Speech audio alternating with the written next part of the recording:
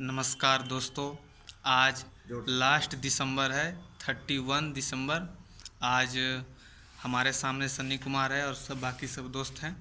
आज सबका इंटरव्यू होगा। 2020 कैसा गया, इसके बारे में सन्नी बताओ। 2020 के बारे में तो अंदाज़ा, जैसा कि आपको पता होगा कि 2020 हम सभी का बहुत ही ख़राब गया है, पूरी दुनिया का ख़राब गया है। जब हम 2019 का जो लास्ट दिसंबर था तो इसी स्थान पे हम लोग भगवान से ही मनाए थे कि 2020 हमारा सबसे अच्छा जाए, लेकिन शायद भगवान को कुछ और मंजूर था और भगवान ने हमें बहुत पीछे ढकेल दिया। खैर, जो भी है अच्छा है, भगवान जो करता है अच्छा करता है, अच्छा ही है। और 2020 का जो दो महीना जो शुरुआती का था वो तो खैर ठीक ही था, लेकिन बाद में पता चला कि ऐसा कुछ कोरोना आ गया है। तो कोरोना आ गया तो जब जब से क्लास बंद हुआ है, जब से आज तक क्लास खुला नहीं है और 5 से 6 महीना हम लोग घर पे भी बैठे रहे हैं। तो कुल मिलाकर जो हमारा कह सकते हैं कि 2020 का जो रिव्यू होगा वो बहुत ख़राब है हम लोग का, और ख़राब ही गया है। लेकिन एक चीज़ है कि 2020 जो है बहुत कुछ सिखा के गया है। भारत को भी सिखाया, हम लोग को पर्सनली तौर पर भी सिखाया, दुनिया को भी सिखाया। और जो हम अगर हम पर्सनली तौर पे बात करें तो पर्सनली तौर पे हम लोगों को यही सिखाया है कि आप एक जगह रह कर भी कुछ कर सकते हैं।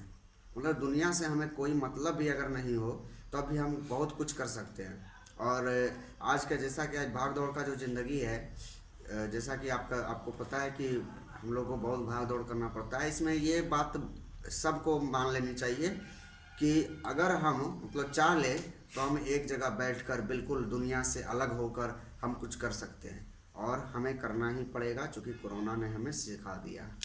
और आप 2021 को किस तरह से स्वागत करना चाहेंगे?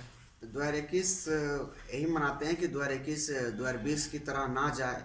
हम लोगों का क्लास खुले, और क्लास खुलने के बाद हम लोग जिस प्रकार से पढ़ने जाते थे उसी प्रकार से पढ़ने जाएं। दोस्तों के साथ पढ़ने में बहुत मज़ा आता है, खास करके तो बहुत अच्छा लगता है जब हम साथ में जाते हैं पढ़ने के लिए। वहाँ पर गपशप भी होता है, वहाँ पर सर बताते भी हैं, सर हमारे साथ मजाक भी करते हैं, तो बहुत अच्छा लगता है। और ऐसा ही होना चाहिए। जो हमारी ज़िंदगी है, हमारी ज़िंदगी घुट्टन भरी नहीं होनी चाहिए। जो घुट्टन भरी है ना, घुट्टन भरी नहीं होनी चाहिए। लेकिन ये 2020 की जो ज़िंदगी थी, सब लोगों के लिए ये घुट्टन भरी ज़िंदगी रही है 2020 की। तो 2021 कतई ऐसा ना जाए। और 2000 मतलब जिस प्रकार से 2020 में धोखा खाए हैं उसी प्रकार से 2021 में ऐसा कुछ ना हो। अच्छा, ठीक है। आप ये बताइए, आप आपका लक्ष्य क्या है और आप क्या बनना चाहते हैं? खैर, माफ़ी चाहूँगा कि मैं अपने लक्ष्य के बारे में सबको नहीं बता सकता। मेरा लक्ष्य बस इतना है कि हम एक भारत को सशक्त बनाने में सक्षम हो। हमारा एक टीम रहे, हमारा एक खुद का टीम रहे जो बहुत ही शक्तिशाली हो, और वो भारत के प्रत्येक कोने में हो, और भारत को मतलब कि आगे बढ़ाने में मदद करे। हमारा एक बहुत मजबूत टीम हो जो भारत को सही दिशा और दशा बताए, और उसे बताए, भारत को दिखाए, भारत के जन जन को बताए कि हमारा भारत कैसा होना चाहिए। भारत बस भारत आगे बढ़े। हम यही चाहते हैं कि भारत हमेशा से आगे बढ़े, और हमारा योगदान बस उसमें इतना ही रहेगा। खैर, हम तो बहुत छोटे हैं, योगदान देने लायक भी नहीं है, लेकिन हम अगर चाहें तो हम अपने दोस्तों को मतलब मिलाकर, जो हमारे अच्छे अच्छे दोस्त हैं उनको हम बता सकते हैं कि तुम्हें कुछ करना चाहिए, अपने भारत के लिए करना चाहिए, अपने परिवार के लिए करना चाहिए, अपने समाज के लिए करना चाहिए। तो कहीं ना कहीं ये हमारे लिए एक पॉजिटिव बात होगी। और अगर आप भी अगर ऐसा चाहते हैं तो कृपया आप भी ऐसा करें कि आप मेहनत करें। मेहनत सबसे बड़ी चीज़ होती है, मैंने सीखा है। 2000 जैसा कि शुरुआती में जब हम 2018 में जब पटना से आए थे पढ़ के, 2018 में क्या होता था कि 2018 से लेकर के 2019 तक हमारा बिल्कुल एक भद्दा एक्सपीरियंस रहा है। हम अपनी ज़िंदगी का सबसे भद्दा एक्सपीरियंस मानते हैं कि हमारा रहा है, चूँकि हम जब पटना गए थे तो हम मेहनत करना भूल गए थे।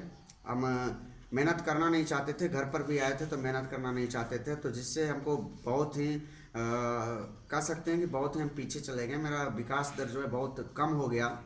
लेकिन जैसे ही शुरुआती में 2019 आया तो 2019 भी चूँकि हमारे जितने भी दोस्त थे सर्कल के, तो कुछ उनके साथ भी अनबन हुआ था, तो वहाँ मतलब कि वहाँ पर भी हमारा ख़राब एक्सपीरियंस रहा। हालांकि ऐसा होना नहीं चाहिए हमारी ज़िंदगी में। हमारी ज़िंदगी हमें बहुत अच्छे से जीना चाहिए। तो 2019 भी हमारा वैसा ही गया। लेकिन जब 2019 का जब अगस्त आया था तो उस समय मेरी आंखें खुली कि नहीं, मतलब कि इस प्रकार से करने से नहीं होगा। हम जितना समय उधर गवा चुके हैं, अगर हम इतना समय इधर देते, दूसरा दिमाग लगाने में देते, हम अपने पढ़ाई में देते, तो कुछ कर सकते थे। तो जाके 2019 में जो दिमाग आया अगस्त में, तो 1 अगस्त से मैंने क्लास ज्वाइन किया।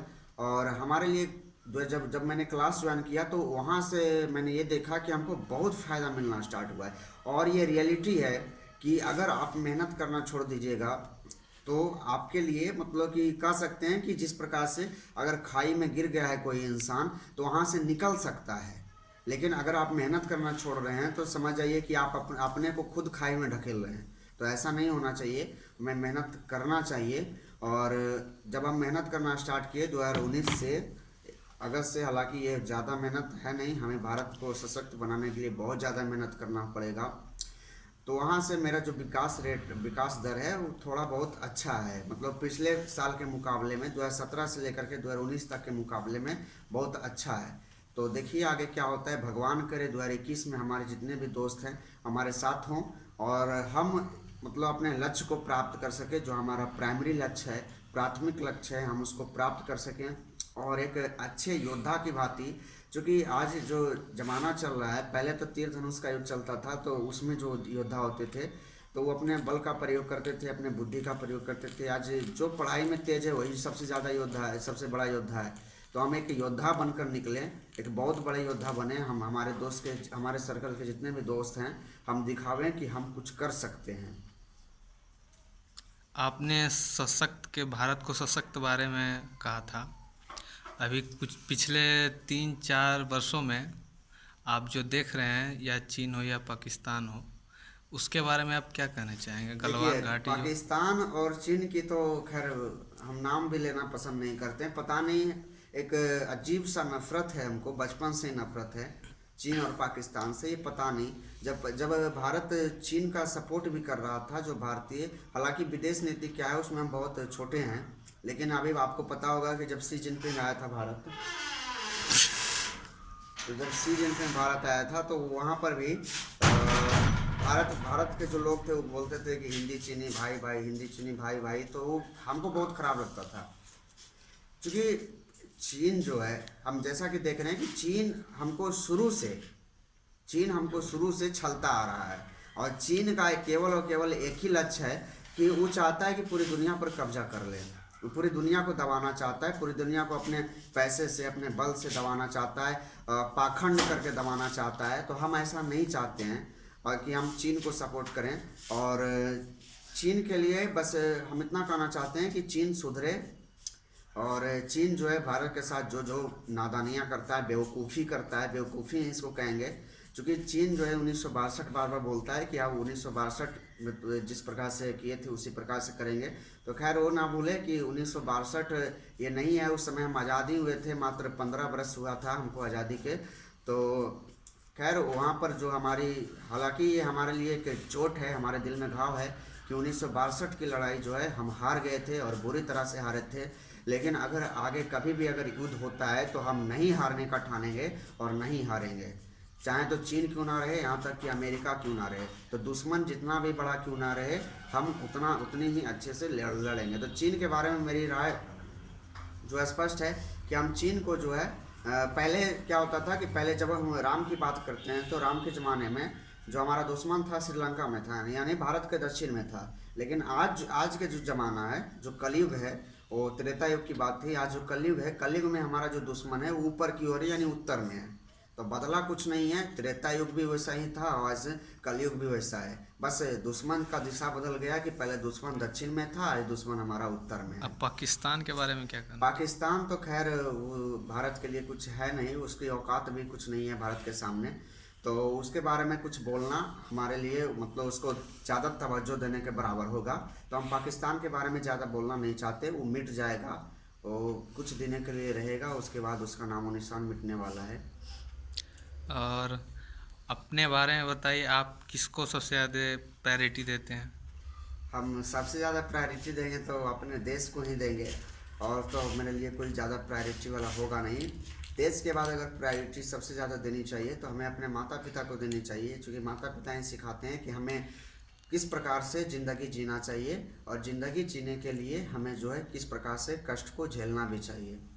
उसके बाद हमारे जितने भी दोस्त हैं वो भी बहुत अच्छे हैं और हमेशा हमारी मदद करते हैं, तो हम अपने दोस्त को प्रायोरिटी देना चाहेंगे। उसके बाद हमारे गुरु ने भी हमें बहुत सपोर्ट किया है आगे बढ़ाने में, तो हम अपने गुरु को भी धन्यवाद देते हैं और आशा करते हैं कि हमारे मतलब कि जितने भी साथी हैं सब अपने माता पिता के आशीर्वाद से, अपने गुरु के आशीर्वाद से आगे बढ़ें और 2021 को बहुत अच्छे बनाने में मदद करें हमारी।